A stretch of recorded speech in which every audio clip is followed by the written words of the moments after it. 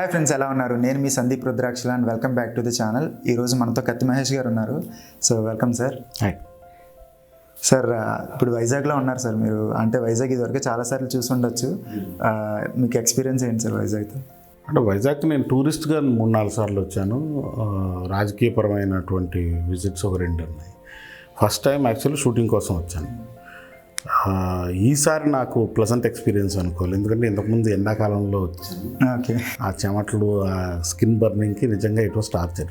Okay. But ఈ season I think this the best season. November, December, జనవరిలో వైజాగ్కి వస్తే ఇది నిజంగా భూతల స్వర్గంలాగా అనిపిస్తుంది. సమ్మర్లో వస్తే మాత్రం నరకంలాగానే ఉంటుంది. But it's a beautiful place. అంటే సముద్రం అంటే ఒకేసారి ఆనందాన్ని, విపరీతమైన భయాన్ని రెండింటిని ఒకేసారి కలిగించే సముద్రం. ఆ ఎక్స్పీరియన్స్ కోసం, ఆ సముద్రాన్ని అలా చూస్తూ ఉండడం కోసం వైజాగ్లో మిగతా వాటిని భరించవచ్చు. ఇంకోటి sir, actually first of all మీ గురించి చూస్తే కనుక మీ ప్రీవియస్ ఇంటర్వ్యూస్ అన్నీ చూసాను సార్. వాటిల్లో ప్రతి చోట నాకు కనబడేది ఏంటంటే, మీరు ఏదైనా పాయింట్ మాట్లాడితే సబ్జెక్ట్ ఉంటుంది, నాలెడ్జ్ ఉంటుంది, లాజిక్ ఉంటుంది, రీజనింగ్ ఉంటుంది. అసలు వీటన్నిటికి అసలు బేస్ ఎక్కడ పడింది మీ జీవితంలో? అంటే దాని నేపథ్యం ఏంటి సార్? అంటే బహుశా మా ఫాదర్ ఫస్ట్ పర్సన్ అనుకుంటాను నేను. నా జీవితాన్ని చాలా ప్రభావితం చేసినటువంటి వ్యక్తుల్లో మా ఫాదర్. ఆయన స్వతంత్రం ఇవ్వడాన్ని నమ్మాడు. అంటే ఇవ్వడం అనేది కూడా కాదు, ఎందుకంటే ఆయన ఈ never believed in giving freedom.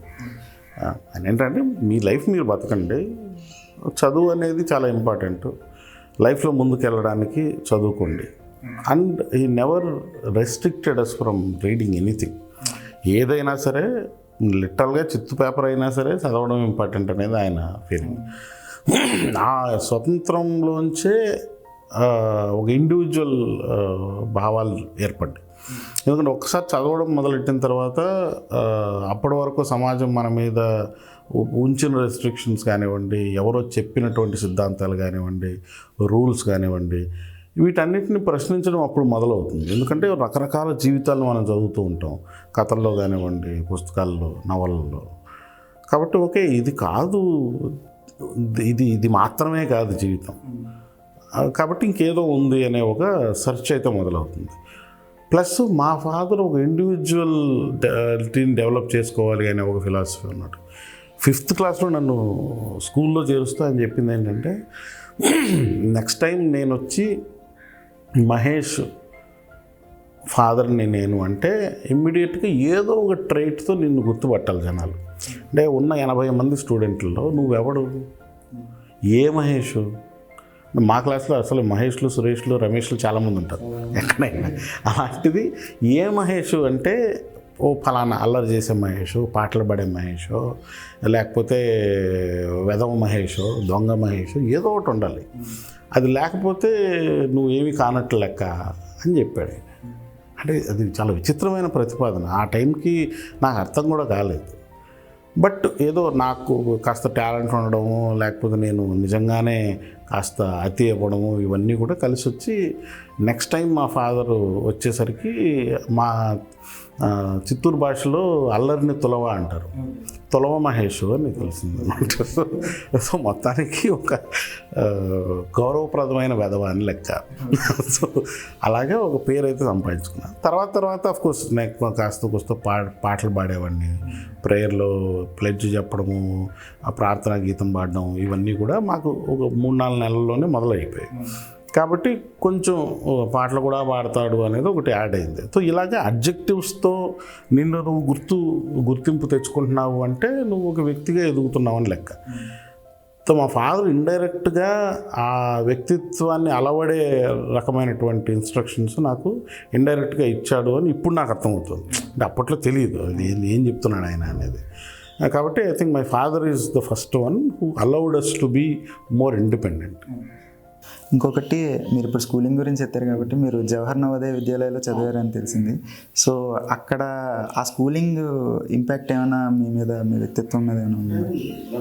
కేంద్రీయ విద్యాలయాల తర్వాత ఒక అద్భుతమైనటువంటి ప్రణాళిక నవోదయ విద్యాలయాలు. పివి నరసింహారావు గారు హెచ్ఆర్డి మినిస్టర్గా ఉన్నప్పుడు తీసుకొచ్చినటువంటి సిస్టమ్. రాజీవ్ గాంధీ గారు అప్పుడు ప్రధానమంత్రిగా ఉన్నారు. అంటే వాళ్ళ ఉద్దేశంలో ఉన్నటువంటి నొబిలిటీ చూడండి. అంటే 80% ఆఫ్ ద రూరల్ కేంద్రీయ విద్యాలయాలు అంటే సెంట్రల్ గవర్నమెంట్ ఎంప్లాయీస్కి ఉండేవి.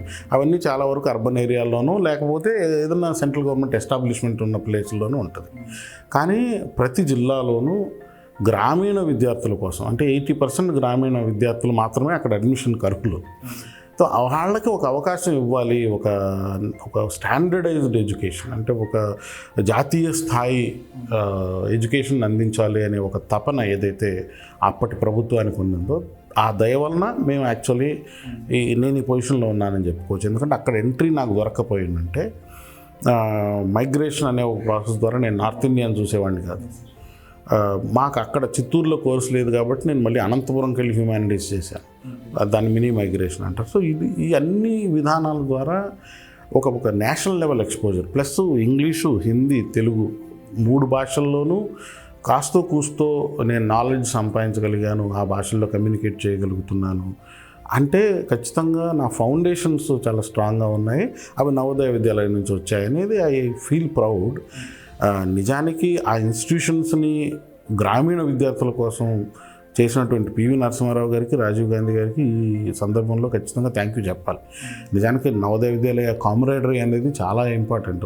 ఎక్కడికి వెళ్ళినా ఐఏఎస్ కానీ, ఐపీఎస్ కానీ, డాక్టర్లు కానీ, ఇంజనీర్లు కానీ 10 మంది ఇంజనీర్లు ఉంటే అక్కడికి వెళ్ళి నవోదయన్స్ ఎవరు అంటే వాళ్ళు 2-3 నవోదయన్స్ ఉంటారు.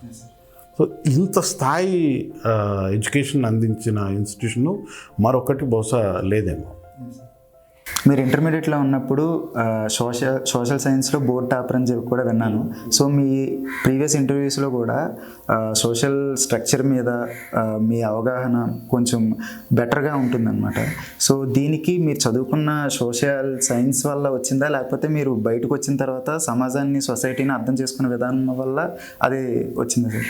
అంటే మనకి అన్ఫార్చునేట్ పార్ట్ ఏంటంటే ఇండియాలో మనం చదివే చదువుకి సమాజానికి సంబంధం లేకుండా పెట్టేస్తూ ఉంటారు. ఫార్చునేట్గా నా విషయంలో ఏం జరిగింది, నేను చదివింది హ్యూమానిటీస్, నన్ను కూడా సైన్స్ తీసుకోమన్నారు. అంటే అప్పుడు నాకు మ్యాథమెటిక్స్ సరిగ్గా రాదు, ఫిజిక్స్లో మ్యాథమెటిక్స్ చాలా ఉంటుంది. ఈ 2 భయాల వల్ల నేను మనకు సైన్స్ రాదు అనుకునేవాడిని. నాకు అంటే ఇంట్రెస్టు ప్లస్ చదవడానికి ఆసక్తి. అంటే చిన్నప్పటి నుంచి కూడా నాకు సోషల్ సైన్స్ పుస్తకం ఒకసారి అంటే 5th క్లాస్ నుంచి కూడా నాకు అలవాటు ఏంటంటే పుస్తకాలు ఫస్ట్ రాగానే మొత్తం పుస్తకం చదివేసేవాడిని. సో ఆ సంవత్సరానికి ఈ పాఠం అని లేదు, పుస్తకాలు చదివేసేవాడిని మొత్తం. ఒక్క మ్యాథమెటిక్స్ ఎప్పుడు ముట్టేవాడిని కాదు, మిగతా అన్నీ చదివేసేవాడిని. సైన్స్ కూడా I had general interest in science. మళ్ళీ అక్కడ అంకెలు కనపడితే భయం కానీ అదర్వైజ్. కాబట్టి ఎప్పుడు నాకు మా ఫాదర్ పుణ్యం అని ఒక క్రిటికల్ థింకింగ్ అనేది అలవాటు పడింది. అంటే ఇదేంటి తెలుసుకుని నేను ఏం చేయాలి అనే ఒక లాజిక్. ఒకటి మాత్రం అర్థమైంది ఏంటంటే మ్యాథమెటిక్స్ తెలుసుకుంటే ఇంజనీర్ అవుతాడు, సైన్స్ బాగా చదువుకుంటే డాక్టర్ అవుతాడు. ఈ 2 నాకు అనవసరం, నేను ఈ 2 అవ్వాలని అనుకోవట్లే. అప్పట్లో నేను లాయర్ అవ్వాలనుకునేవాడిని. సో లాయర్ అవ్వాలనుకుంటే మనకు కావాల్సింది ఏంటి అంటే అప్పట్లో సోషల్ సైన్సెస్, ఆ తర్వాత LLB చేస్తాం అనేది ఒక పాత ఒకటి ఉండేది. కాబట్టి my interest was more on to these civics కానివ్వండి, ఎకనామిక్స్ కానివ్వండి, వీటిల్లో నాకు ఇంట్రెస్ట్ ఉండేది. అవి నిజానికి లైఫ్కి చాలా దగ్గరగా ఉన్నాయి, వాటిని డైరెక్ట్గా లైఫ్లో నేను ఇంప్లిమెంట్ చేయగలను అనేది నాకు అర్థమవుతుంది. సివిక్స్ ఈజ్ నథింగ్ బట్ కాన్స్టిట్యూషన్లో ఉన్నవే దాన్ని కొంచెం అర్థమయ్యే విధంగా సింప్లిఫై చేసి చెప్పడం. సివిక్స్ మీకు 5th నుంచి 10th వరకు తీసుకుంటే. సో ఇవన్నీ కూడా నాకు అండ్ చరిత్ర హ్యాస్ ఆల్వేస్ ఫ్యాసినేటెడ్. ఇనిషియల్గా నేను కూడా ఆలోచించాను, ఎప్పుడో జరిగిన దాన్ని తెలుసుకుని ఇప్పుడు ఏం బిక్కుతాం అనే ఒక ఫీలింగ్ అయితే ఉంటుంది ఎవరికైనా సరే. ప్లస్ ఈ డేట్లు గుర్తుపెట్టుకోవడం అనేది చాలా పిచ్చి విషయం. మాకు నా అదృష్టం కొద్దీ కొంతమంది టీచర్లు పడ్డారు నా జీవితంలో.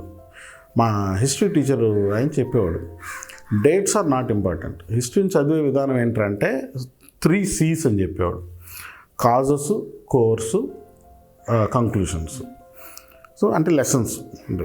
అంటే ఏదన్నా ఒక ఘటన జరిగితే ఆ ఘటన క్రమం కావాలి, ఆ ఘటన వల్ల మనకు చరిత్రలో ఏం లాభం జరిగింది, ఏం నష్టం జరిగింది, ఇవి తెలుసుకుంటే మీకు హిస్టరీని చదవడం అనేది ఈజీ అయిపోతుంది. డేట్లు ఇంపార్టెంట్ కాదు. ఇప్పుడు స్వతంత్రం ఎప్పుడు వచ్చింది అని ఎగ్జాక్ట్గా డేట్ చెప్పకపోయినా కూడా స్వతంత్రం వచ్చింది భారతదేశానికి, ఎట్లొచ్చింది అనేది ఇంపార్టెంట్, రాగానే ఏం జరిగింది అనేది ఇంపార్టెంట్, ఎలా వచ్చింది అనే ప్రాసెస్ ఏదైతే ఉందో అది ఇంపార్టెంట్. కాబట్టి ఇది బాగా ఫిక్స్ అయ్యాను నేను.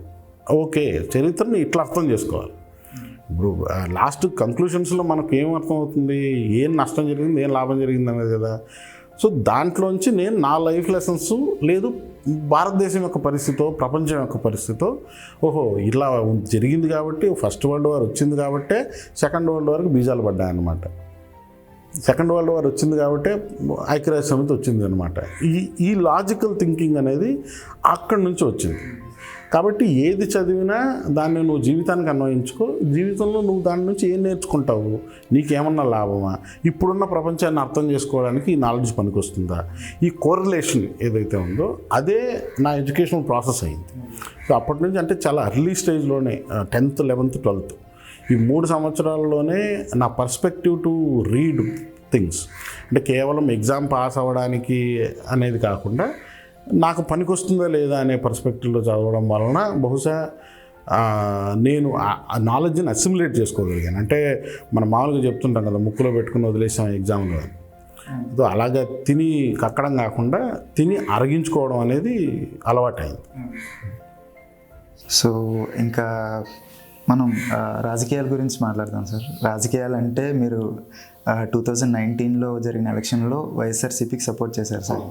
సో ఇక్కడ ఒక పాయింట్ ఏంటంటే సార్, ఇప్పుడు ఒక నేరారోపణ, ఆర్థిక నేరం చేశాడనే ఒక ఆరోపణతో ఉన్న ఒక వ్యక్తిని ప్రజలు హైయెస్ట్ మెజారిటీతో గెలిపించారు. సో దీన్ని ఎలా చూడాలంటే, అంటే ప్రజలు మావాడు ఏ తప్పు చేయలేదు అని అనుకున్నాడంటారా, లేకపోతే మావాడు తప్పు చేసినా పర్లేదు, నాలుగు తిన్నా పర్లేదు అని అనుకుని ఓటేశారంటారా?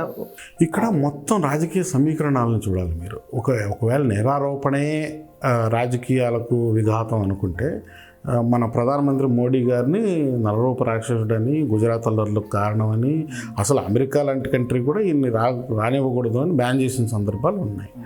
కానీ ఆయన ఇప్పుడు ప్రధానమంత్రి అయ్యారు, 2nd టర్మ్ కంటిన్యూ చేస్తున్నారు. కాబట్టి ఇక్కడ ప్రజలు ఏం ఆకాంక్షిస్తున్నారు అనేది ప్రజాస్వామ్యంలో ఇంపార్టెంట్. నేరారోపణ జరిగింది, తర్వాత మళ్ళీ ఆయన కూడా ఎగ్జానరేట్ అయిపోయాడు కదా. ఇప్పుడు జగన్ గారి మీద ఆర్థిక నేరాలకు సంబంధించినటువంటి ఆరోపణలు ఉన్నాయి. వాటిలో ఒక్కొక్కటిగా కేసులు వీగిపోతూనే వస్తున్నాయి. ఆయన జైల్లో ఉన్నారు, జైల్లోంచి బయటకు వచ్చిన తర్వాత నుంచి ప్రజల్లో ఉన్నారు. ఇప్పుడు ఒక్కొక్క కేసు అది పక్కకి వస్తుంది. సో నేరారోపణ అనేది అందరి మీద ఉండొచ్చు, కానీ అది నిరూపించబడిన తర్వాతే అతను నేరస్తుడు అంటారనేది మన చట్టం చెబుతుంది. ఇక్కడ ప్రజా కోర్టులో ప్రజల పర్సెప్షన్లో ఆయన నిజంగా నేరం చేశాడా లేదా అనేది అంత మ్యాటర్ అవుతుందా అనేది ఒకటి. 2, రాజకీయ పరిస్థితులు ఏంటి. అప్పుడు ఈయన అధికారంలోకి రావాలనుకున్నప్పుడు జనాలు ఏమీ పోలోమని ఏమీ వెళ్ళలేదు ఆయన దగ్గరికి. నువ్వే మా ముఖ్యమంత్రి అయిపో, వైఎస్ రాజశేఖర రెడ్డి చనిపోతే నువ్వే రాజు అని ఎవడో అనలేదు ప్రజలు. అతను నేను రాజకీయాల్లో ఉండాలనుకుంటున్నాను, దానికోసం నేను ఎంతైనా పెయిన్ అనుభవిస్తాను. ఇప్పుడు అప్పట్లో ఆయన వెళ్ళి సోనియా గాంధీ గారికి సరెండర్ అయిపోయి ఉంటే అప్పుడే బహుశా ముఖ్యమంత్రిని చేసి ఉండేదో, లేదు కనీసం మంత్రిని చేసి ఉంటే ఆ తర్వాత ఇతను ఎదుగుండేవాడు. కానీ ఇతను తన టర్మ్స్ ప్రకారం వెళ్దాం అనుకున్నాడు. అప్పటి నుంచి జనాల్లో ఉన్నాడు. జనాలు అది చూశారు, ఓకే ఇతనికి కమిట్మెంట్ ఉంది, ముఖ్యమంత్రి అవ్వాలనే తపన ఉంది, దానికోసం ఏమైనా చేసే సాహసం ఉంది. ఇప్పుడు ఆల్మోస్ట్ 10 సంవత్సరాలు ఏదో ఒక పేరుతో ప్రజల్లోనే ఉన్నాడు. అంతకుముందు ఓదార్పు యాత్ర అన్నాడు, తర్వాత పాదయాత్ర అన్నాడు. సో ఆ కాన్సన్ట్రేషను, ఆ అప్రోచ్ టు కన్విక్షను ఇవి జనాలు చూశారు. అదే టైంలో ఏమైంది, చంద్రబాబు నాయుడు గారు తను ప్రజారంజకంగా పరిపాలిస్తాడని ఎక్స్పెక్ట్ చేస్తే ఆయన ప్రజలను ఏదో రకంగా అన్యాయమే చేశాడు. కాబట్టి ఆల్టర్నేటివ్గా ఎవరున్నారు అంటే జగన్ కనపడ్డాడు. బహుశా కాంగ్రెస్ పార్టీ బలమైన లీడర్తో ఉండుంటే కాంగ్రెస్ పార్టీ గెలిచుండేదేమో. కానీ నేనున్నాను అనే ఒక నమ్మకం ఏదైతే జగన్ కల్పించాడో ప్రజల్లో, కాబట్టి ఇక్కడ అతను ఒక పొలిటికల్ చాయిస్. ఇప్పుడు జగన్ అంటే నాకేం భక్తి లేదు, ఆయన ఏమి దేవుడని నేను చెప్పను. కాకపోతే ఆంధ్రప్రదేశ్ రాజకీయాల్లో ఉన్నటువంటి పరిస్థితుల్లో నాకు చంద్రబాబు నాయుడు, జగను ఇద్దరు చాయిస్గా కనపడితే నేను జగన్ని ఎన్నుకుంటాను. ఎందుకంటే చంద్రబాబు నాయుడు పరిపాలన ఆల్రెడీ చూశాను, అతను ప్రజా వ్యతిరేక పరిపాలన చేశాడని నేను నమ్ముతాను. ఎస్పెషల్లీ యాజ్ ఎ దళిత్ నాకు, మా వర్గానికి ఆయన అన్యాయం చేశాడని నేను నమ్ముతాను. సో జగన్ నాకు ఆల్టర్నేటివ్గా కనపడతాడు. ఓకే ఇతను ఏదో ప్రయత్నం చేస్తానంటున్నాడు, మాకు న్యాయం చేస్తానంటున్నాడు, కాబట్టి నా ఇంక్లినేషన్ జగన్ వైపు ఉంటుంది. ఈ 5 సంవత్సరాలు చూస్తాను, జగన్ గారు కూడా అలాగే ప్రవర్తిస్తే, అదే ప్రజా కంటకుడిగా మారితే ఖచ్చితంగా నా ఆప్షన్ మారుతుంది. సో కాబట్టి political choice of the people or my own self depends on the political situation and scenario of the state. నాకు పెద్ద చాయిస్లు ఇక్కడ ఏం లేవుగా. నాకు ఉండేది 3-4 పార్టీలు. BJP I can't accept their ideology. Janasena ideology ఉందో లేదో నాకు తెలియదు. ఇక్కడ చంద్రబాబు నాయుడుకు జగన్కి మధ్య చాయిస్. అలాంటప్పుడు నేను ఐ ప్రిఫర్ జగన్. ఇంకొకసారి ఏదైనా ప్రభుత్వం రన్ అయ్యేటప్పుడు అభివృద్ధి సంక్షేమం అనేది బ్యాలెన్సింగ్గా జరగాలి అంటుంటారు. సో ఇప్పుడు నా నాలెడ్జ్కి నాకు అర్థమైంది ఏంటంటే అభివృద్ధి కన్నా సంక్షేమానికే ఈ ప్రభుత్వం ఎక్కువ మొగ్గు చూపిస్తున్నట్టుగా అనిపిస్తుంది సార్. అంటే దాని పట్ల మీరు ఏమంటారు? సంక్షేమమే అభివృద్ధి నేను నమ్ముతాను. ఎందుకంటే ఇప్పుడు ఒక ఫర్ ఎగ్జాంపుల్ అందరికీ ఇల్లు కట్టించడం, ఇళ్ళ పట్టాలు ఇవ్వడం అనేది ఒక ప్రోగ్రామ్ రీసెంట్గా జరిగింది. దాన్నే ఉదాహరణగా తీసుకుందాం. అభివృద్ధి అంటే ఏంటి? ప్రజలు సెల్ఫ్ సఫిషియెంట్ అవడం అనేది అభివృద్ధి. ఇప్పటి వరకు ఇల్లే లేని వాళ్ళు, మాకంటూ ఒక ఇళ్ల స్థలం ఉంది, ప్రభుత్వం డబ్బులు ఇస్తే మేము ఇల్లు కట్టుకుంటాము. దీంట్లో ఎంతమందికి లాభం జరుగుతుంది? ఒకటి, ఆ ఫ్యామిలీకి లాభం జరుగుతుంది. ప్లస్ ఏదైతే cement, concrete, iron, construction workers వీళ్ళందరికీ కూడా లాభం జరుగుతుంది కదా. So there is an economic activity happening. So ఒక సంక్షేమంలో అభివృద్ధి లేదని ఎవడు చెప్తున్నాడో నాకైతే అర్థం కాదు. అంటే ఎవడో వచ్చి ఇండస్ట్రీ పెడతామని చెప్పి ప్రభుత్వం దగ్గర నుంచి భూమి లాగేసుకొని చీప్గా అక్కడ ఏదో ఇండస్ట్రీ పెట్టి 100 మందికి హెల్ప్ చేస్తానంటే అది అభివృద్ధి అనేది చంద్రబాబు నాయుడు మోడల్. ఇక్కడ ఈయన మోడల్ ఏంటంటే నేను డబ్బులు ఇచ్చే వాళ్ళకి డబ్బులు ఇస్తాను, వాళ్ళ అవసరాలు నేను తీరుస్తాను, వాళ్ళ వల్ల ఒక ఎకనామిక్ యాక్టివిటీ రన్ అవుతుంది. ఎకనామిక్ యాక్టివిటీ రన్ అవుతుంటే ఆటోమేటిక్గా ఇండస్ట్రీస్ వస్తాయి. ఇప్పుడు ఫర్ ఎగ్జాంపుల్ మొన్న ఎవరో కామెంట్ చేశారు, ఏంటి ఆడవాళ్ళకి ఏదో పసుపు కుంకుమ లాంటిది ఏదో ప్రోగ్రామ్ ఒకటి, కాదు ఎడ్యుకేషన్కి సంబంధించిన ప్రోగ్రామ్, అమ్మఒడికి ఇచ్చిన డబ్బులతో వీళ్ళు టీవీలు కొన్నారు, చీరలు కొన్నారు, పండగ సెలబ్రేట్ చేసుకున్నారు అని పెద్ద తెలుగుదేశం వల్ల కామెంట్. నా తప్పేముందంట నేను. ఇప్పుడు ఎలాగో ఫీజులు ఎలా కడతారు వాళ్ళు, ఆ డబ్బుతో కట్టారా పక్క నుంచి వచ్చిన డబ్బుతో కట్టారా అనేది అనవసరం నీకు. ప్రభుత్వం ఇచ్చిన డబ్బు వేస్ట్ చేస్తున్నారు నువ్వు ఎందుకు అనుకుంటున్నావు? వాళ్ళ లైఫ్ చాయిస్ నువ్వు ఎవరు డిసైడ్ చేయడానికి? నా దగ్గర డబ్బులు ఉంటే నేను సిగరెట్ తాగుతానో, మందు తాగుతానో, లేకపోతే వెళ్ళి భోజనం చేస్తానో, is my choice. You are no one to dictate my choice. దానివల్ల లాభం లేదు నువ్వు ఎందుకు అనుకుంటున్నావు? 10 మంది ఈ పని చేసి ఉండొచ్చు, మిగతా వాళ్ళకి సంతోషంగా ఫీజులు కడుతున్నారు కదా. వాళ్ళకి ఆ బర్డన్ ఒకసారిగా రిలీవ్ అయ్యేసరికి దే ఆర్ మోర్ ప్రొడక్టివ్ అంటాను నేను. ఇప్పుడు మనం నీ విషయమైనా నా విషయమైనా నెలవారీగా ఎంత డబ్బులు వచ్చేస్తుంది నాకు అన్నప్పుడు నా ప్రొడక్టివిటీ వేరే వాటిలోకి వెళ్తుంది. ఏది? If you are a creative person you will become more creative. If you are actually working more or maybe నీ పొలంలో ఇంకొక పంట వేసుకోవడానికి ఆ సమయాన్ని వెచ్చిస్తావేమో. సో కాబట్టి నీకు ఒక సోషల్ కంఫర్ట్ అనేది నువ్వు కలిగించిన తర్వాత, ఒక కంఫర్ట్ లెవెల్ రీచ్ అయిన తర్వాత, ఒకటి నువ్వు ఎక్స్ట్రా ఎఫర్ట్ పెట్టి జీవితాన్ని బాగుపరుచుకోవాలనుకుంటావు, లేదు మేధోపరంగా నువ్వు ఎదగాలనుకుంటావు. ఈ రెండు ఉంటాయి ఎప్పటికీ. క్రియేటివ్గాను మేధోపరంగాను ఎదగాలనుకుంటావు, లేదు నీ జీవితాన్ని మరింత బాగుపరుచుకోవాలని నువ్వు అనుకుంటావు. ఇవన్నీ కూడా అభివృద్ధిలో భాగం కదా అంటే నేను. హ్యూమన్ డెవలప్మెంట్ కన్నా మించిన అభివృద్ధి ఏముంది? సో కాబట్టి వీళ్ళు ఏదో మెటీరియల్ డెవలప్మెంటు అంటే ఫ్లైఓవర్ పడితే డెవలప్మెంటు, బిల్డింగ్ వస్తే డెవలప్మెంటు అనుకునేది పెద్ద భ్రమ.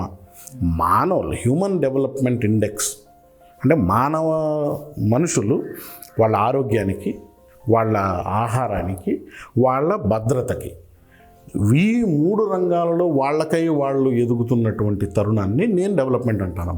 My definition of development is సంక్షేమమే అభివృద్ధి.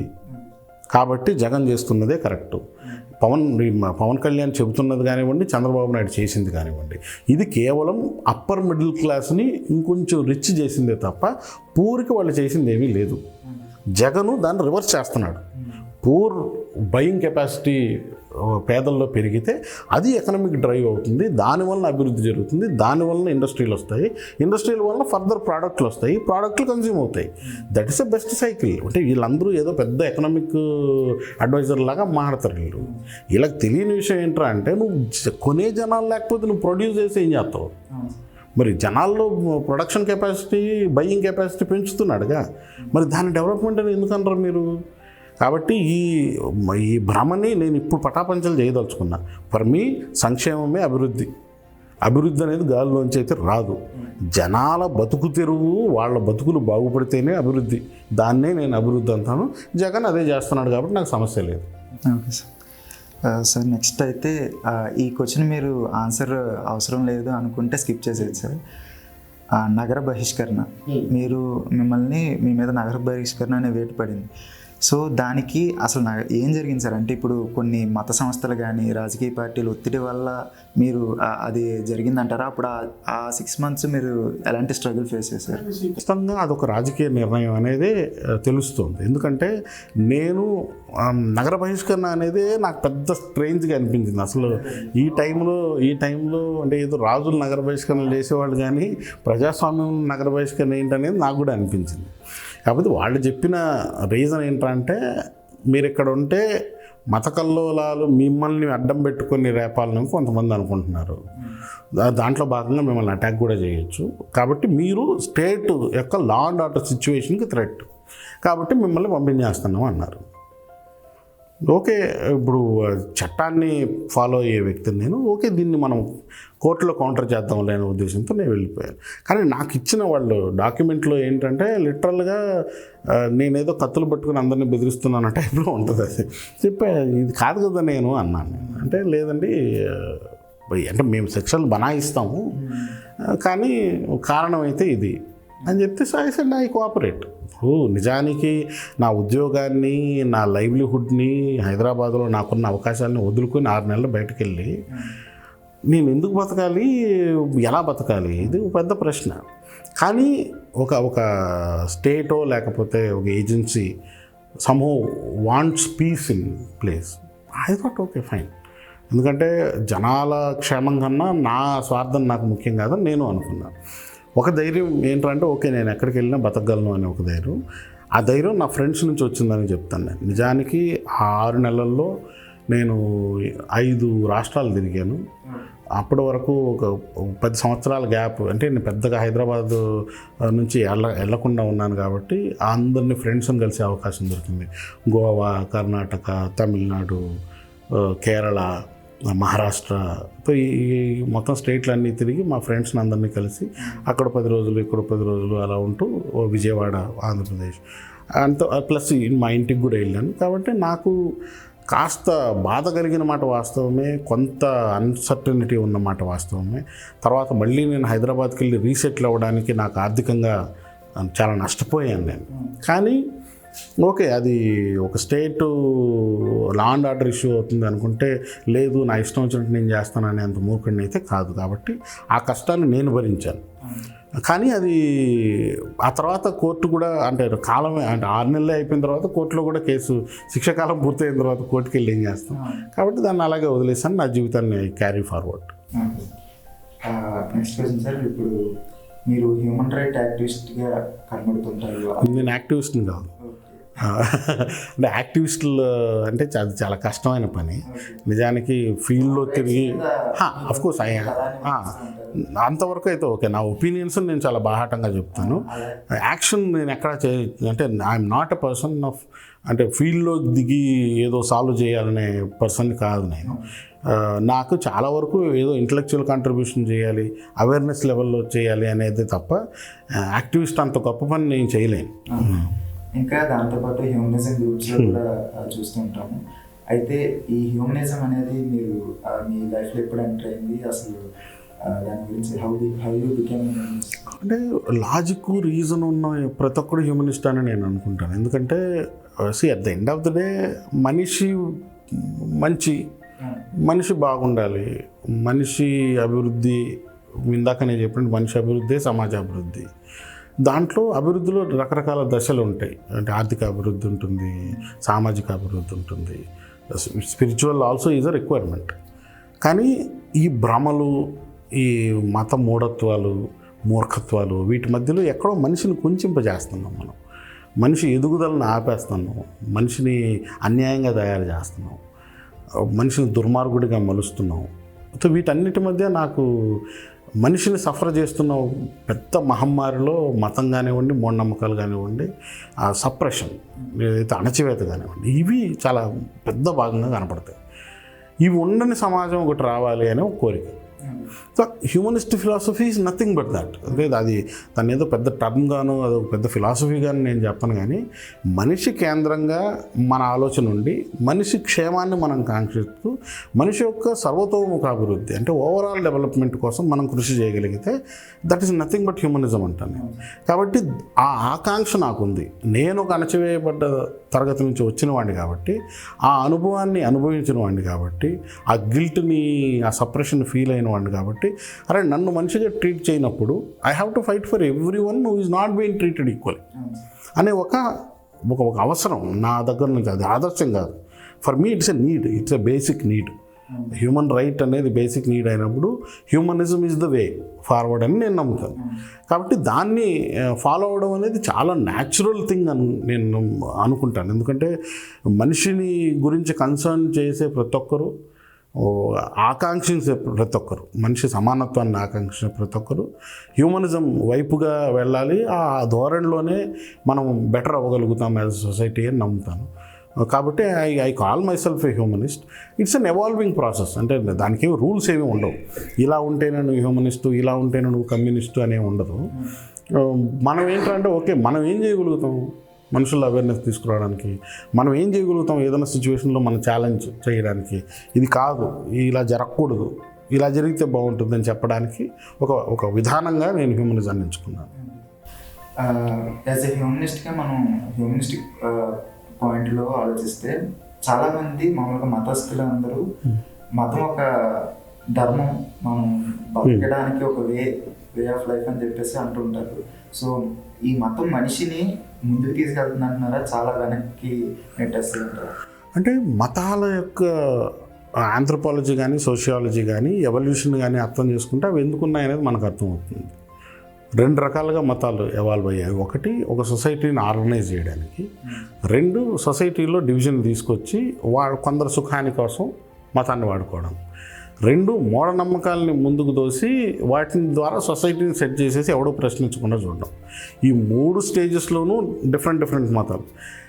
రెవల్యూషనరీగా కౌంటర్ రెవల్యూషన్గా వచ్చిన మతాలు కొన్ని ఉన్నాయి. ఫర్ ఎగ్జాంపుల్ బుద్ధిజం అదేం మతం కాదు.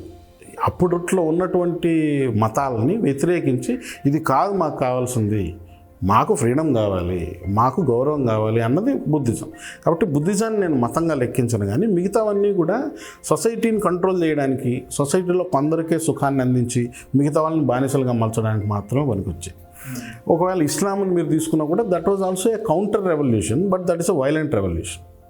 అంటే అప్పుడు కాఫిర్లు ఇస్లాం వాళ్ళని చెప్పి మతస్థులు కాని వాళ్ళందరూ అని వాళ్ళని చంపేసినా పర్లేదు అనుకునే ఒక వైలెంట్ స్ట్రీక్. ఎందుకంటే అది మిడిల్ ఈస్ట్లో వచ్చినప్పుడు ఈ చాలా కాన్ఫ్లిక్టింగ్ ఇష్యూస్ ఉన్నాయి. క్రిస్టియానిటీకి మధ్య కానీ పేగన్ల మధ్య కానీ వీటన్నిటి మధ్య ఒక కాన్ఫ్లిక్టింగ్ సినారియోలో వచ్చినటువంటి మతం. కాబట్టి అది వైలెన్స్ని ప్రబోధిస్తుంది. క్రిస్టియానిటీ వైలెంట్ పాస్ట్ పెట్టుకుంటూ వచ్చి, అంటే చాలా పీస్ఫుల్ రిలీజన్గా స్టార్ట్ అయ్యి అధికార దాహాన్ని తర్వాత ఒక పెద్ద వైలెన్స్ని మిడిల్ ఈస్ట్లో కల్పించినటువంటి మతం. తర్వాత మళ్ళీ ఓకే మనం ఇలా ఉంటే కుదరదు అని చెప్పి దాన్ని మళ్ళీ ఏదో పీస్ఫుల్గా మార్చినటువంటి సందర్భం. వీటన్నిటిని హిస్టారికల్గా తీసుకుంటే ఏంటంటే they want to control human beings from thinking. That is the biggest problem. వాళ్ళు ఓకే కంట్రోల్ చేసి ఏదో వాడు ఉన్నతికో అభివృద్ధికో తోడ్పడుతున్నంత వరకు నాకు మతంతో కూడా సమస్య ఉండేది కాదేమో. కానీ వాళ్ళు ఏం చెప్తారు, నువ్వు ఆలోచించుకో, విను, పాటించు అంటే నేను ఎందుకు పాటించాలి, నాకు లాజికల్గా చెప్పరాదు. ఈ లాజిక్ ఏముండదు. నువ్వు దేవుణ్ణి ప్రశ్నించకూడదు, మతాల యొక్క గ్రంథాలని ప్రశ్నించకూడదు, అన్నీ పవిత్రం కాబట్టి వీటన్ని ప్రశ్నలకు అతీతం అని చెప్తారు. ఏది ప్రశ్నలకు అతీతం కాదని నాకు అంబేద్కర్ చెప్పాడు. కాబట్టి నేను ప్రశ్నిస్తా అంటా నేను. కాబట్టి ఈ డైకాటమీ ఏదైతే అంటే ఒక డెమోక్రటిక్ స్పేసెస్ని రెస్ట్రిక్ట్ చేసే మతాన్ని నేను రెస్ట్రిక్ట్ చేయడానికి నా ప్రయత్నాలన్నీ చేస్తాను. అంటే మతం అనేది ఎవరికి హాని చేయనంత వరకు ఓకే, కానీ నువ్వు నమ్మే మతం నీకే హాని చేస్తుందని నీకు తెలియడంలా. ఆ మూఢత్వాన్నే భక్తిగా నువ్వు తలుచుకుని నువ్వు చేస్తున్నటువంటి నానా పనికిరాని విషయాల వలన నీకు అన్యాయం జరుగుతుంది, ప్రపంచానికి అన్యాయం జరుగుతుంది. ప్లస్ హిందూ మతంలో కులం అనే జాడ్యం ఉంటుంది. ఇది మొత్తం సగం హ్యూమానిటీని సప్రెస్ చేస్తుంది. సో కాబట్టి వీటన్నిటితోనూ మనం పోరాడుతూనే వెళ్ళాలి అంటాను. So we have to keep pointing out what is wrong with it. మనమేమి మన ఉద్దేశం అందరినీ హ్యూమనిస్టులుగా మలచడం కాదు, మన మతం కాదు ఇది. మనది వాళ్ళకి చెప్పడం, బాబు దీనివల్ల అన్యాయం జరుగుతుంది, మీకు be aware, be conscious, be a better human being అని చెప్తున్నాం అంతే. కాబట్టి అది గురుతర బాధ్యత అనుకుంటాను నేను. అంటే ఎవడైనా సరే ఎదుటి మనిషికి అన్యాయం జరగకూడదు అనుకునేవాడు అందరికీ చెప్పాలి దీనివల్ల ఇది అన్యాయం జరుగుతుంది అనేది. మతం వలన అది చాలా పెద్ద స్థాయిలో జరుగుతుంది, ఒక దేశాన్ని ఇన్ఫ్లుయెన్స్ చేసే స్థాయిలో జరుగుతుంది. ఇప్పుడు ఇంకా రాజకీయ పరిణామాల ప్రకారం రాజ్యాంగాన్ని కూడా పక్కన పెట్టేద్దాం, మనం మనుధర్మశాస్త్రాన్ని తీసుకొచ్చేద్దాం అనే స్థాయిలో ఆలోచనలు జరుగుతున్నాయి. అలాంటప్పుడు someone has to stand up, someone has to speak, that should be humanist అని నేను బిలీవ్ చేస్తాను.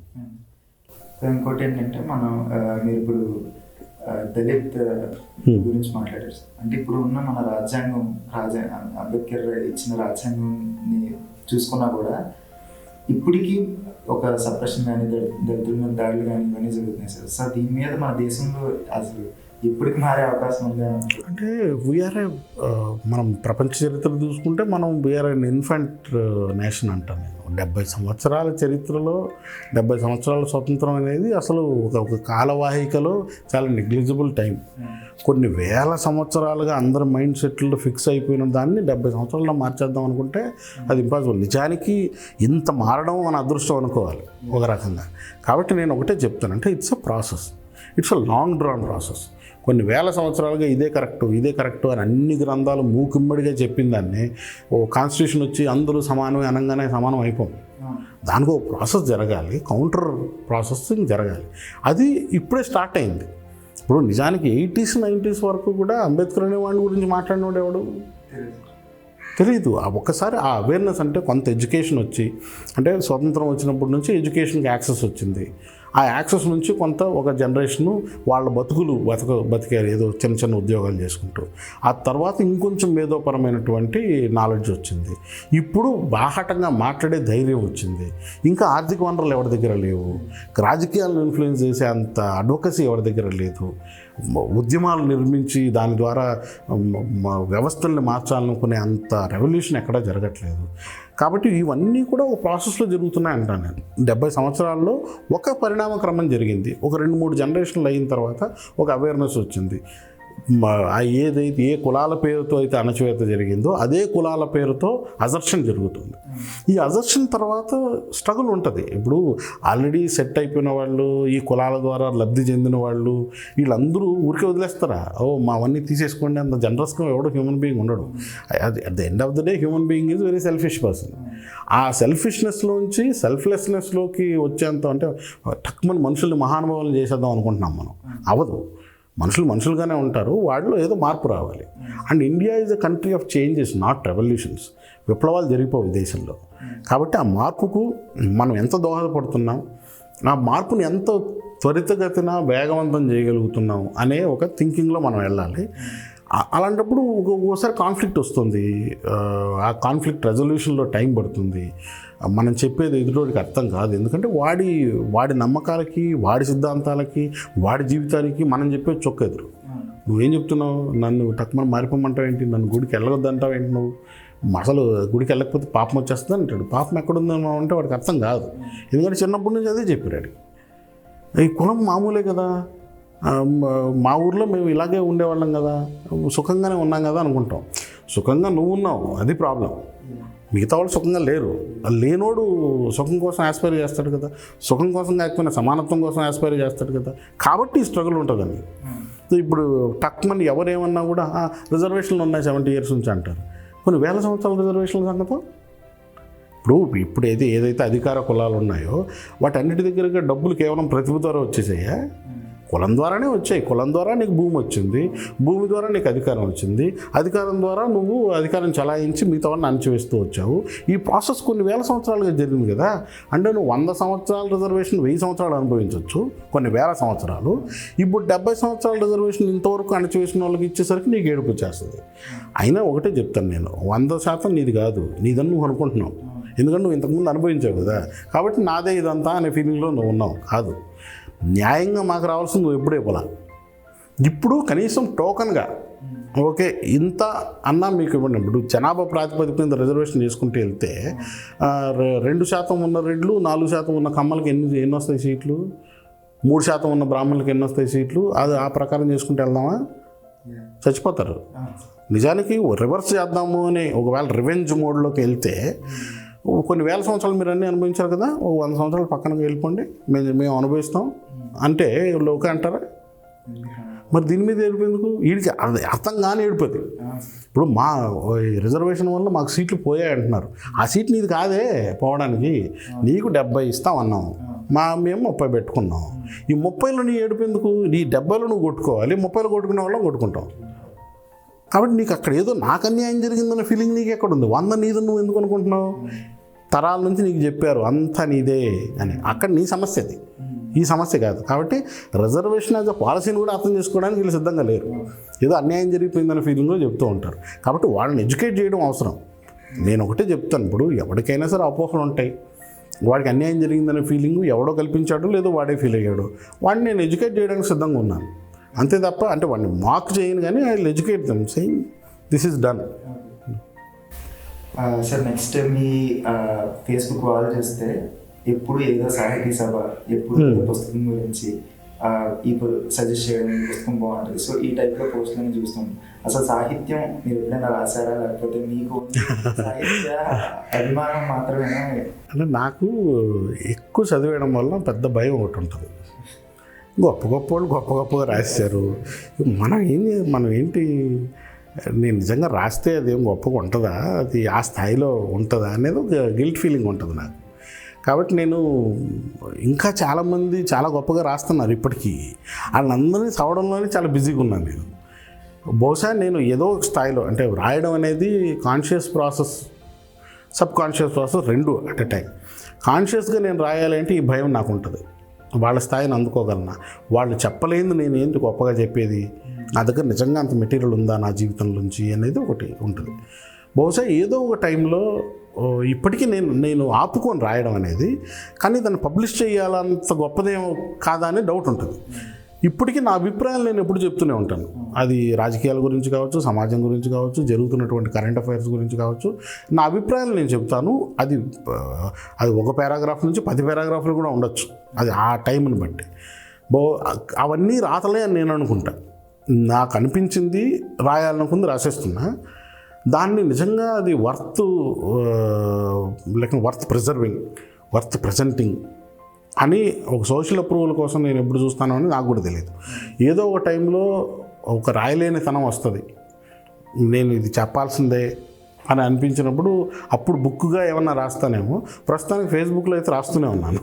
సో అది కూడా రైటింగే ఒక రకంగా, కాబట్టి రాస్తున్నాను.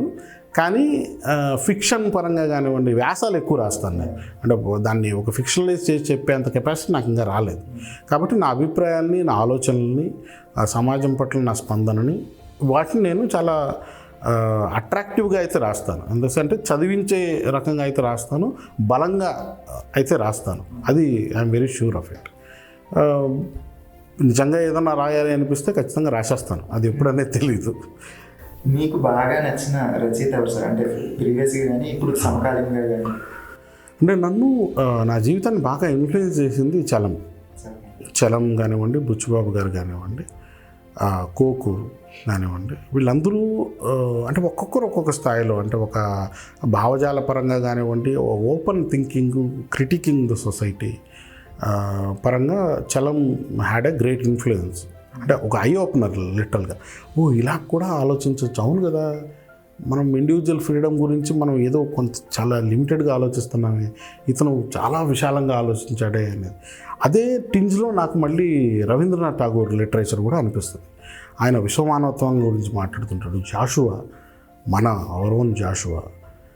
ఇవన్నీ నిజంగా చాలా గొప్ప ఆలోచనలు మన వాళ్ళు చేశారు. ఒక మనిషి కోసం ఇట్లా ఆలోచించాలి, ఒక సమాజాన్ని ఇట్లా నిర్మిస్తే ఎలా ఉంటుందో ఆలోచించండి అని ఒక ఐడియాస్ని మనకు ఇచ్చారు. వాళ్ళని నేను స్ట్రిక్ట్గా ఫాలో అవుతాను.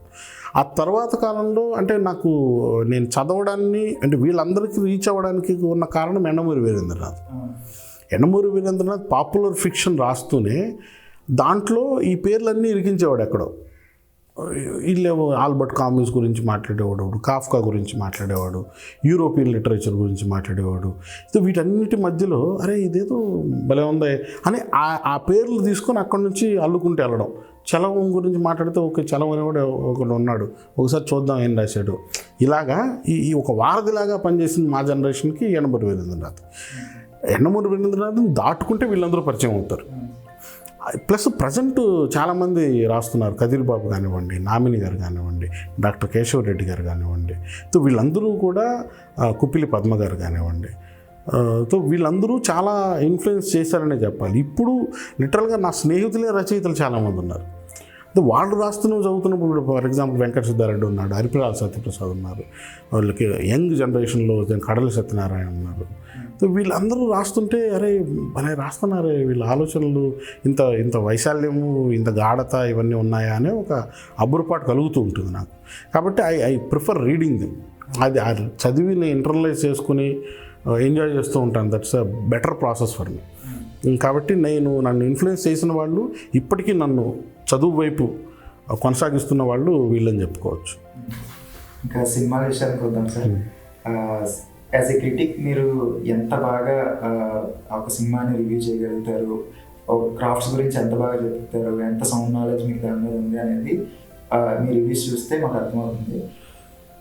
యాజ్ ఎ డైరెక్టర్గా మీరు అంత ఆశాజనకంగా రాణించలేకపోయారు. సో దీనికి థియరిటికల్ నాలెడ్జ్కి ప్రాక్టికల్ నాలెడ్జ్కి ఉన్న డిఫరెన్స్గా మాట్లాడతారా సార్? దాన్ని ఎలా అంటే మనం these are two different crafts all together. ఇప్పుడు film appreciation is one, film making is a different animal all together. మనం ఫిల్మ్ చూస్తూ దాన్ని ఎంత స్థాయిలో ఆస్వాదించగలం అనేది మన నాలెడ్జ్ బేస్డ్లో ఉంటుంది. కానీ when it comes to film making, it is not just a creative process, it's also a huge management process. Management, creative processing management, post ప్రొడక్షన్లో జరిగే హబాక్లు, ప్లస్ బడ్జెట్లు. ఇప్పుడు నేను ఒక సీన్ తీయాలనుకున్నా, ఆ సీనుకు I will give you an example. ఒకటి, నేను ఆర్ట్ గ్యాలరీలో హీరో హీరోయిన్ కలిశారు అని రాసేసుకున్నా, బాగానే ఉంది. ప్రొడ్యూసర్ దగ్గరికి వెళ్ళి బడ్జెట్ ఏంటి అంటే దానికి 3 లక్షలు బడ్జెట్ వేసాను. 3 లక్షలు ఎందుకు అవుతుంది అంటే చెప్పి ఆర్ట్ గ్యాలరీ కావాలి, దాంట్లో పెయింటింగ్లు కావాలి, ఆ పెయింట్ ఎగ్జిబిషను అన్ని తెలుసుకోవడానికి 10 మందినో 20 మందినో జూనియర్ ఆర్టిస్టులను పెట్టాలి, దాన్ని అన్ని పెయింటింగ్లకి లైటింగ్ వేయాలి, ప్లస్ హీరో హీరోయిన్ల కాస్ట్. అంత బడ్జెట్ లేదు కదండి, 3,000 చేసేయండి అంటాడు అనుకో. 3 లక్షలు ఎక్కడ, 3,000 ఎక్కడ, ఇప్పుడు నేనేం చేయాలి దీన్ని అనుకుంటాను. సో ఈ లిమిటేషన్స్ కొన్ని ఉంటాయి. 2 చాయిసెస్ కొన్ని ఉంటాయి. అట్లా you made A wrong choice of A story it self. దాన్ని నువ్వు రాంగ్ చాయిస్ అని తెలిసి కూడా, I will give you my own example. Pesarattu అనేది అది షార్ట్ ఫిల్మ్కి మించిన ఐడియా కాదు, కానీ ఇలాంటి సినిమా చేయొచ్చు రామ్ గోపాల్ వర్మ లాగా నేను పెట్టంగానే 10 మంది నమ్మి డబ్బులు పెట్టడానికి రెడీగా వచ్చారు. అంటే it was a negligible amount for them. నేను అప్పుడు ఇది తీసేస్తే ఎట్లా, ఇది పనికిరాని ఐడియానే అని వాళ్ళకి చెప్పలేను, ఎందుకంటే వాళ్ళు నమ్మారు. సినిమా ఇండస్ట్రీలో ఎలా ఉంటుంది అంటే, నేను ఒక గొప్ప ఐడియా తీసుకొని వెళ్తే చాలామంది నమ్మకపోవచ్చు, ఏదో నేను యథాలాపంగా చెప్పిన ఐడియాని 10 మంది నమ్మచ్చు. ఇప్పుడు వాడి నమ్మకం మీద మనం నమ్మకం పెట్టాలి. మన నమ్మకాల కన్నా ఎదుటి నమ్మకాలు ఇక్కడ ఇంపార్టెంట్. ఓకే, వాళ్ళు ఏదో చూశారు దీంట్లో, ఓకే దీన్ని మనం ఎట్లా బాగా చేయగలం అనేది ఆలోచిస్తాం. కాబట్టి ఆ లిమిటేషన్స్లోంచి వచ్చిందే అంటే 11 రోజుల షూటింగు, 38 మంది కొత్త యాక్టర్లతో ఒక ఎక్స్పెరిమెంటల్ ఫిల్ము చేసి, ఇప్పుడు నేను ఆ సినిమా చూసుకుంటే 30 కోట్లు 40 కోట్లు పెట్టిన కొన్ని సినిమాల కన్నా అది బెటర్గానే ఉంటుంది. కాకపోతే మన బ్యాడ్ లక్ ఏంటంటే అంటే even I didn't like my own film, it's different. కాబట్టి it did not reach people did not appreciate it. దానివల్ల నేను బ్యాడ్ ఫిల్మ్ మేకర్ని గాను. నాకు రైట్ఫుల్ ఆపర్చునిటీ వచ్చి దాన్ని నేను రైట్ఫుల్గా ఎగ్జిక్యూట్ చేసి అప్పుడు జనాలు మెచ్చకపోయినా ఇది మంచి సినిమానే అన్నప్పుడు అది రైట్ఫుల్ ఆపర్చునిటీ. నెక్స్ట్ సినిమా చాలామంది పెసరట్టు గురించి మాట్లాడతారు కానీ ఎగిసేతారాజుల గురించి మాట్లాడరు. ఎందుకంటే నన్ను తిట్టాలి కాబట్టి మెయిన్ ఉద్దేశం. నేను ఎంత గొప్ప డైరెక్టర్ అనేది కాదు వాళ్ళ ఉద్దేశం. నువ్వు అందరినీ తిడుతుంటావు కాబట్టి నేను మిమ్మల్ని తిట్టాలి కాబట్టి నువ్వు పెసరట్టుని చూపిస్తాను. ఎగిసే తారాజువాలు అనే సినిమా children's film that went to international children film festival of India. అంటే అక్కడ జ్యూరీ ఎదవలైతే కాదు కదా, ఆ తర్వాత ఆస్ట్రేలియన్ ఫిల్మ్ అవార్డ్స్ ఒకటి ఈ సినిమాకి వచ్చింది.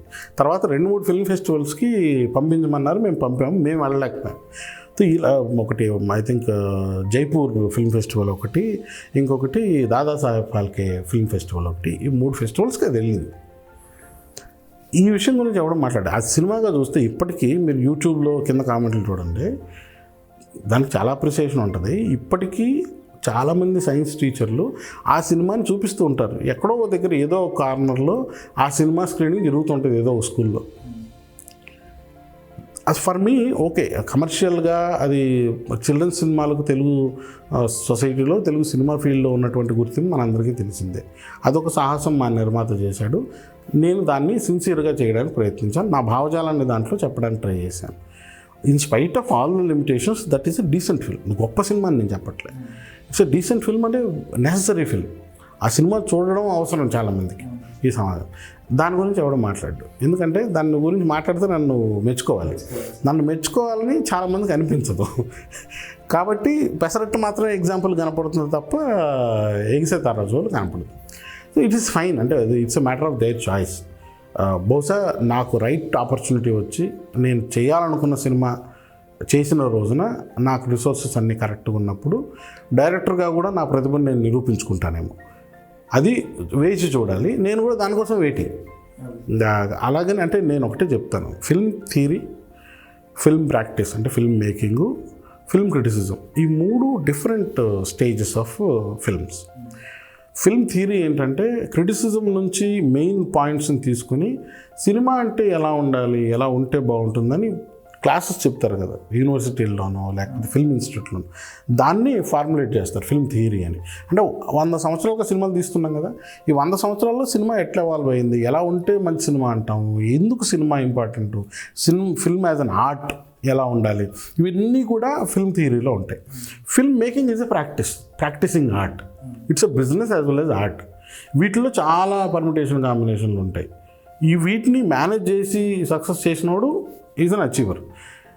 మీరు సంవత్సరానికి 100 నుంచి 180 సినిమాలు ఆన్ అన్ యావరేజ్ వస్తూ ఉంటే మీకు సక్సెస్ % 10%. ఐ థింక్ 2017, 18, 19లో ఆ పర్సంటేజ్ 15 to 20% వెళ్ళింది తెలుగులో.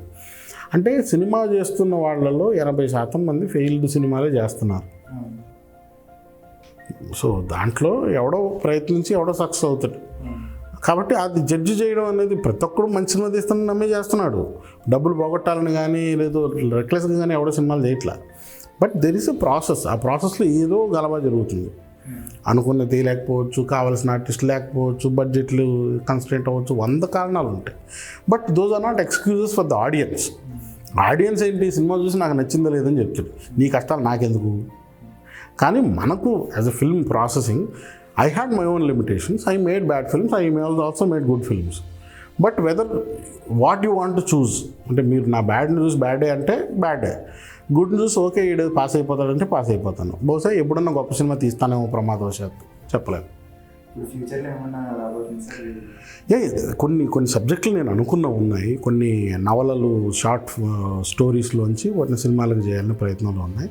దానికి రైట్ నిర్మాత, మనల్ని నమ్మి డబ్బులు పెట్టే నిర్మాత కావాలి. That's a process. లాస్ట్ 2 yearsలో మీరు డైరెక్టర్స్ రౌండ్ టేబుల్ అని చెప్పేసి పెట్టారు సార్. ఈ 2020కి మీరు ఎవరు టాప్ 5 డైరెక్టర్స్ అనుకుంటున్నారు సార్? నిజంగా చాలామంది ఉన్నారు. మిడిల్ క్లాస్ మెలోడీస్ తీసిన వినోద్ అనంతోజ్ కానీ, హిట్ సినిమా తీసిన డైరెక్టర్ కానీ, ఇంకోటి భానుమతి రామకృష్ణ అని ఒక సినిమా వచ్చింది. ఇలాగా కొందరు మంచి డైరెక్టర్లు కూడా ఈ సంవత్సరం ఇంట్రడ్యూస్ అయ్యారు. పలాస డైరెక్టర్ కానివ్వండి, చిన్న సినిమాలు కానీ అందమైన సినిమాలు, భావాలు ఉన్న సినిమాలు, ఆలోచనలు పంచిన సినిమాలు, ఇవన్నీ కూడా ఈ సంవత్సరం ఉన్నాయి. కాబట్టి ఖచ్చితంగా వీళ్ళందరినీ ఒక దగ్గర సమావేశపరచాలని నాకైతే ఉంది. కానీ అంతకుముందు ఒక ఛానల్ సపోర్ట్ నాకు ఉండేది. ఓకే, నేను ఇది చేద్దాం అనుకుంటున్నాను అంటే వనరులు ఆటోమేటిక్గా సమకూరేవి. కనీసం అలాంటి షో ఒకటి చేయాలి అంటే ఎంత లేదన్నా ₹1,00,000 ఖర్చు అవుద్ది. ఇప్పుడు ఆ ₹1,00,000 ఖర్చు ఎవడు పెడతాడు అనేది సమస్య ఉంటుంది. నేనైతే పెట్టుకోలేను. ఇప్పుడు ఆ 1,00,000 ఖర్చు పెట్టి దాన్ని చేద్దాము అని ఎవరన్నా ముందుకు వస్తే చేద్దామని ఉద్దేశం. ఎందుకంటే అది జనవరి 15th వరకు చేస్తూ వెళ్ళొచ్చు. న్యూ ఇయరే కాబట్టి అప్పటి వరకు మన సంక్రాంతి తర్వాత న్యూ ఇయర్ అయిపోద్ది కాబట్టి అప్పటి వరకు మనం చర్చించుకోవచ్చు. ఎందుకంటే ఫార్మేట్లు మారాయి, సినిమాలు రిలీజులు డిఫర్ అయ్యాయి, థియేటర్లు క్లోజ్ అయ్యి ఇప్పుడు ఓపెన్ అవుతున్నాయి. ఈ అన్నిటి నేపథ్యంలో చాలా చర్చకు స్కోప్ ఉంది. వాళ్ళ ఇప్పుడు ఫర్ ఎగ్జాంపుల్ థియేటర్లో రిలీజ్ అవ్వాల్సిన సినిమాలు కొన్ని కలర్ ఫోటో లాంటివి తప్పనిసరి పరిస్థితుల్లో ఓటీటీలో రిలీజ్ చేశారు. వాడికి అక్కడ వచ్చిన అప్లాజ్ కానివ్వండి, వీటన్నిటి గురించి చర్చించాల్సినవి చాలా ఉన్నాయి. హోప్ఫుల్లీ అంటే చూద్దాం, ఎవరన్నా ఆ ఇనిషియేటివ్ తీసుకుంటే I'm ready to assemble all this people. ఎందుకంటే వాళ్ళ ఆర్ట్ని అప్రిషియేట్ చేస్తామంటే ఎవరు వద్దంటారు. ఇంకొకటి యాక్చువల్లీ కరోనా నేపథ్యంలో తీసుకుంటే ఓటీటీ అనేది ఒక విధ్వంసకర ఇన్నోవేషన్గా చెప్తుంది. థియేటర్స్ని దగ్గరికి కాకుండా కొంత చేయడం అంటే విధ్వంసకరం అనేది నేను ఒప్పుకోను, కానీ ఆల్టర్నేటివ్ అనేది ఎప్పుడు ఉండాలి. ఇప్పుడు నిజానికి కరోనాకు ముందే ఒక పెద్ద డిస్కషన్ ఫిల్మ్ ఇండస్ట్రీలో జరిగింది. ఏంటంటే థియేటర్లకు సినిమాని తీసుకెళ్ళడం అనేది ఒక కాస్ట్లీ అఫేర్ అయిపోయింది. ప్రమోషన్లు కానివ్వండి, థియేటర్ల రెంట్లు కానివ్వండి, చిన్న సినిమాలు అంత బరువు మోయలేకపోతున్నాయి. కాబట్టి దీనికి ఆల్టర్నేటివ్ ఏదో ఒకటి రావాలని ఫిల్మ్ ఇండస్ట్రీ వాళ్ళు కూడా అనుకున్న సందర్భం. నౌ సడన్గా కరోనా వల్ల ఏమైందంటే ఓటీటీ బికేమ్ అన్ ఆపర్చునిటీ. కొన్ని పెద్ద సినిమాలు కూడా ఓటీటీలోకి రిలీజ్ చేయడం అనేది బహుశా వాళ్ళకి ఎకనామికలీ వర్కౌట్ అవ్వదేమో, కానీ 1 కోటి 3 కోట్లు 5 కోట్ల మధ్య ఉన్నటువంటి సినిమా బడ్జెట్లో ఉన్న సినిమాలు విపరీతమైన ప్రమోషన్లు ₹1 2 కోట్లు ప్రమోషన్లు పెడితే కానీ విజిబిలిటీ ఉండేది కాదు. అన్ని ఛానల్లో నువ్వు కనపడితే కానీ నీ సినిమా వచ్చిందని ఎవరికి తెలియదు. అన్ని ఛానల్లో నువ్వు కనపడాలంటే ఛానల్కి 2 లక్షలు అనుకున్నా కూడా నువ్వు అక్కడ 50 లక్షలు 60 లక్షలు ఖర్చు పెట్టాల్సిన పరిస్థితి. ఇది కొందరు నిర్మాతలు తట్టుకునే పరిస్థితుల్లో లేరు. ఇప్పుడు మీకు ఓటీటీలో వస్తే ఆటోమేటిక్గా నేను ఆ రోజుకి ఆ ఓటీటీ ఓపెన్ చేస్తే ఏమొచ్చాయి ఆ రోజుకని తెలుస్తుంది. వాడే ప్రమోట్ చేస్తున్నాడు, ఆన్లైన్లో ప్రమోషన్లు చేస్తున్నాడు, ఫేస్బుక్లో ప్రమోషన్లు చేస్తున్నాడు. అంటే పెద్ద కాస్ట్లీ విషయాలు కాదు అవన్నీ. కాబట్టి చిన్న సినిమాలకి అది ఒక విండో ఆఫ్ ఆపర్చునిటీగా దొరుకుతుంది. అదే థియేటర్ రిలీజ్కి వెళ్ళి అడిషనల్గా ఆల్మోస్ట్ బడ్జెట్ అంత పెట్టుకోవాలి అంటే తట్టుకునే పరిస్థితుల్లో లేని నిర్మాతలకి ఇది ఒక పట్టుకొమ్మ అనుకోవచ్చు. కాబట్టి బహుశా పెద్ద సినిమాలు మేము థియేట్రికల్ ఎక్స్పీరియన్స్లో చూడాలి అనుకున్న సినిమాలకు కొంత విఘాతమైన తప్ప otherwise there is an opportunity for small and medium budget films on OTT. కాబట్టి ఆ డివిజన్ జరిగిపోద్ది. ఇప్పుడు నేను కూడా ఒక స్పెక్టకల్ అయితే థియేటర్కి వెళ్ళాలనుకుంటాను. అఫ్కోర్స్ యాజ్ ఎ క్రిటిక్ నా కంపల్షన్ వేరే అయినప్పటికీ యాజ్ అన్ ఆడియన్స్ నేను కొంచెం గ్రాండ్గా ఉండేది ఒక బాహుబలి నేను థియేటర్లో చూడాలనుకుంటాను.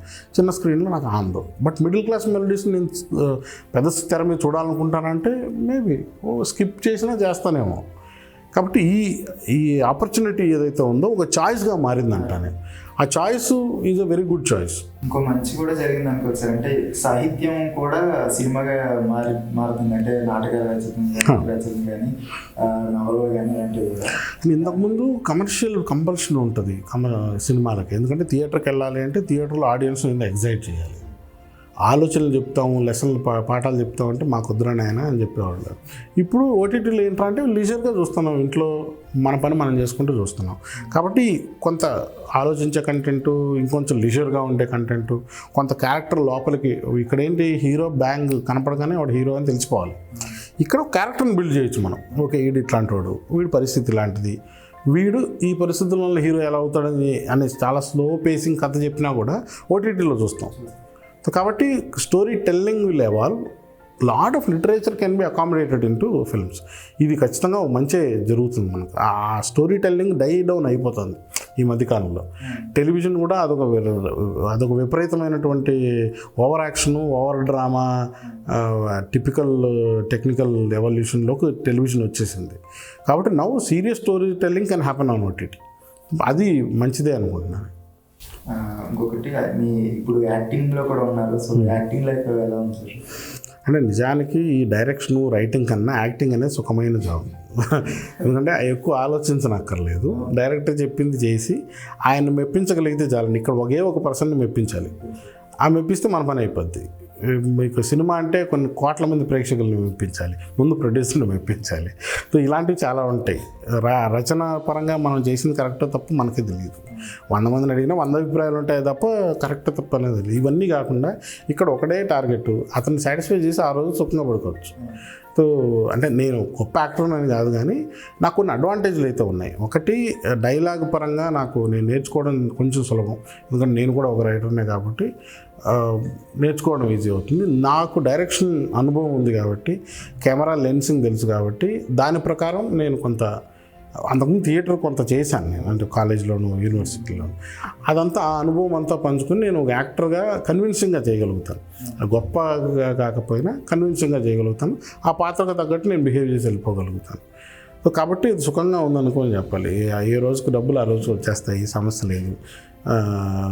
డైరెక్షన్ అంటే అది కొన్ని సంవత్సరాలు మనం రాసి కన్విన్స్ చేసుకుంటూ, అది ఎప్పుడు ప్రాజెక్ట్ ఫార్ములేట్ అవుతుందో తెలియక, బడ్జెట్ లిమిటేషన్ వల్ల మనకు వచ్చే రెమ్యునరేషన్ కూడా రాక ఉంటుంది. వీటికన్నా యాక్టింగ్ అనేది కొంచెం సౌకర్యంగాను సుఖవంతంగాను ఉందని చెప్పుకోవచ్చు. ఇంకా బిగ్ బాస్, మీరు యాక్చువల్లీ బిగ్ బాస్ 1లో సో ఫాలో చేస్తే బిగ్ బాస్ 4 అంటే మధ్యలో చూసేవాడిని తప్ప నాకు యాక్చువల్లీ నేను ఆ షోకు పోకముందు నన్ను అడిగితే నేను చెప్పేది that's non sense show, I don't believe in it అని. కాకపోతే నాకు ఒక స్వార్థం ఉంది, ఏంటంటే దట్స్ అ వైరిస్టిక్ షో, అంటే పక్కింటి రోజుల్లో ఏం జరుగుతుందని తొంగి చూడడం లాంటిది షో. కాబట్టి పర్సనల్గా నాకు పెద్ద ఇంట్రెస్ట్ ఉండదు పక్కడి జీవితం మీద.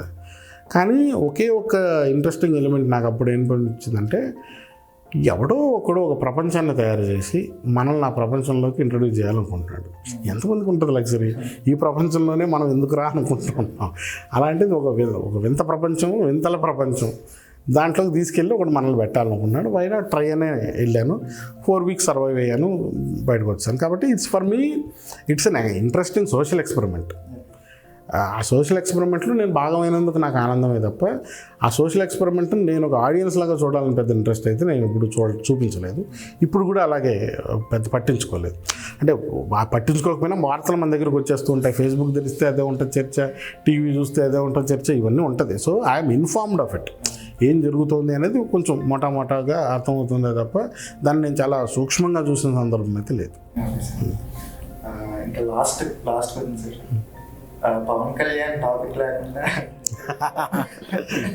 యాక్చువల్లీ మీ ద్వారా నేను పవన్ కళ్యాణ్ ఫ్యాన్స్కి పెద్ద థ్యాంక్ యూ చెప్పుకోవాలి. ఎందుకంటే బిగ్ బాస్ వలన ఒక ఫిల్మ్ క్రిటిక్ అనేవాడు ఒకడు ఉన్నాడు, కత్తి మహేష్ అనేవాడు. వాడు ఇప్పుడు పబ్లిక్లో కనపడుతున్నాడు, పబ్లిక్ ఫిగర్ అయ్యాడు. అంటే ఒక రీజనబుల్ పాపులేషన్ కంటే అంతకుముందు బహుశా 1-2 లక్షల మందికి తెలిసినోడిని ఇప్పుడు 1 కోటి మందికి పరిచయం అయ్యాను.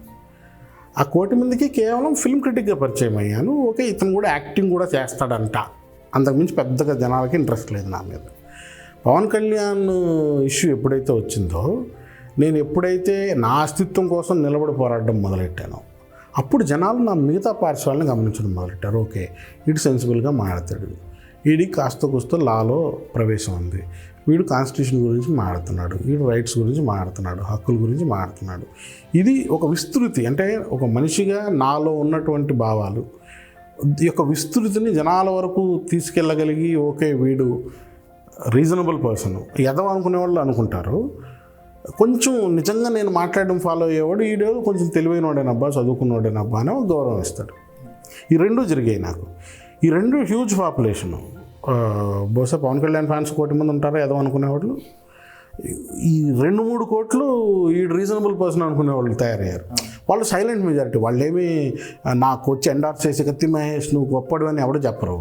కానీ వాడికి okay is a nice guy, we can listen to him, వీడు ఏదో ఇంటర్వ్యూలో కొంచెం సెన్సిబుల్గానే మాట్లాడతాడు అనే కన్సిడరేషన్ నాతో చాలామంది చెప్పారు. కాబట్టి నేను ధైర్యంగా చెప్పగలుగుతున్నా ఈ మాటలన్నీ. అనుకునేవాళ్ళు చాలామంది కలుస్తున్నారు.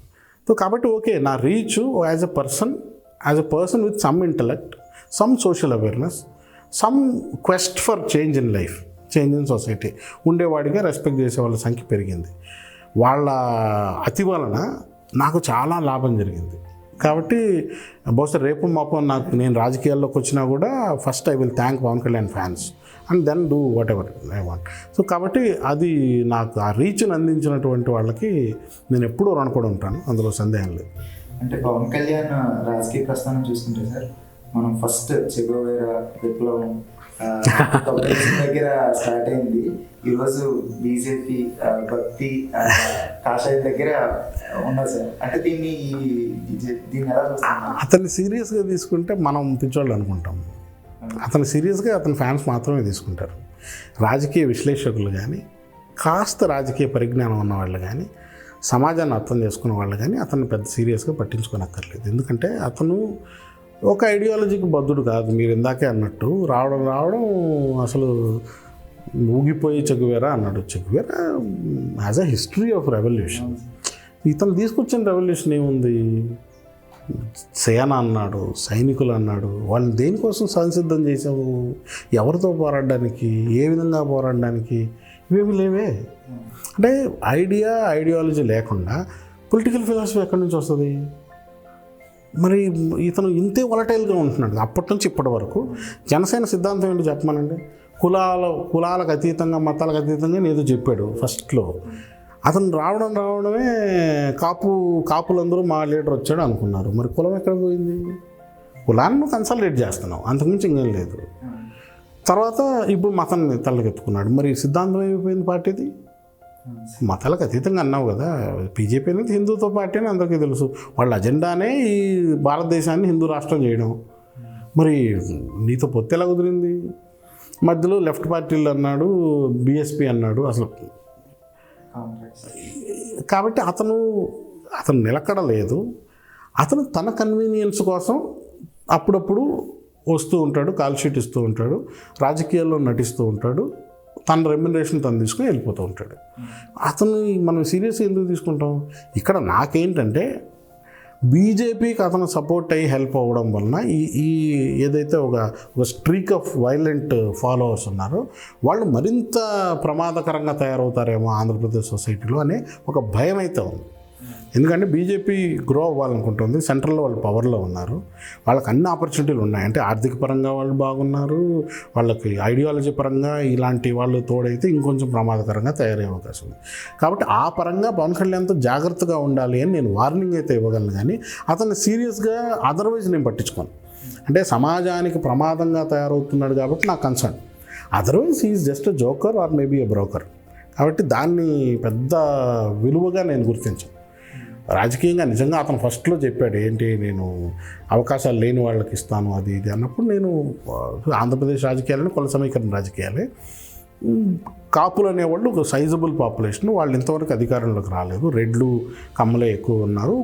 ఒకప్పుడు బ్రాహ్మణులు, ఈ 3 కులాలకే అధికారం వచ్చింది. కాపులకు అధికారం వస్తే బాగుంటుంది. ఎందుకంటే almost 28% of the 30% of the population. వాళ్ళు ఎవరిని కలుపుకుంటే అధికారంలోకి వస్తారు? ఏమన్నా దళితులకి ఏమైనా ఆపర్చునిటీ ఉంటుందా అనే నాకు ఒక ఆశ ఉండేది. అతనికి అంత డీప్ థింకింగ్ ఉందని నేను ఆలోచించడం నా యథాతనం. ఇప్పుడు నాకు అర్థమైంది, ఓకే ఇతను కుదరదు అని. కాబట్టి రాజకీయాల్లో ఒక ప్రమాదకరమైనటువంటి అంశంగా పవన్ కళ్యాణ్ నేను పరిగణిస్తూ దాన్ని సీరియస్గా తీసుకుంటానే తప్ప అతను యాజ్ అన్ ఇండివిజువల్ కాదు. ఎందుకంటే ఈ నెవర్ స్టాండ్స్ ఫర్ ఎనీథింగ్. ఇంతవరకు అతను మొదలెట్టింది ఎప్పుడూ ఫినిష్ చేయలేదు. దాన్ని ఒక లాజికల్ కంక్లూషన్కి ఏ ఇష్యూని తీసుకురాలేదు. ఇప్పుడు కూడా అసెంబ్లీ ముట్టడి అంటున్నాడు, చేయడు. నేను ఈరోజు చెప్తున్నా, అతను అసెంబ్లీ ముట్టడి చేయడు.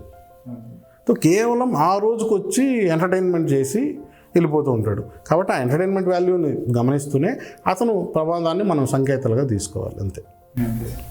Thank you sir, me valuable టైంని మాకు ఇచ్చినందుకు thank you. My pleasure. Okay sir, thank you.